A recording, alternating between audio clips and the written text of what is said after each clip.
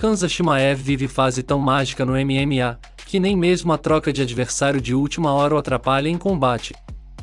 Originalmente, o russo enfrentaria Nate Diaz no sábado, em Las Vegas, mas, como não bateu o peso dos meio-médios, permaneceu no evento para encarar Kevin Holland, com quem brigou nos bastidores da coletiva de imprensa do show. Apesar das polêmicas, Chimaev confirmou favoritismo e não deu qualquer chance para o desafeto. A promessa do esporte precisou de apenas um round para finalizar o rival. Logo no início do combate, Chimaev evitou a trocação e buscou a queda. Holland bem que tentou ficar de pé, mas quando conseguia se levantar, era derrubado na sequência. No solo, o russo, dono de um grappling sufocante, mostrou toda a sua superioridade no setor.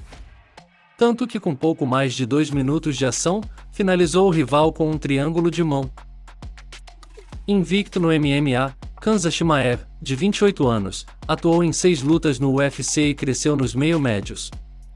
O sueco naturalizado russo estreou na organização em 2020, e suas vítimas até aqui foram John Phillips, Rhys McKee, Gerald Meerschaert, Li Jingliang, Gilbert Durinho e Kevin Holland em sequência.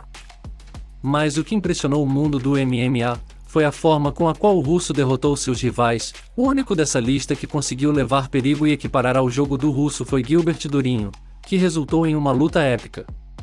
Atualmente, Chimaev é dono do 3º lugar no ranking da categoria e se aproxima da disputa do título. Mas agora diz aí, quem é o lutador capaz de vencer Khamzat Chimaev no cenário atual do UFC? Deixe nos comentários quem vocês acham que pode destronar o russo.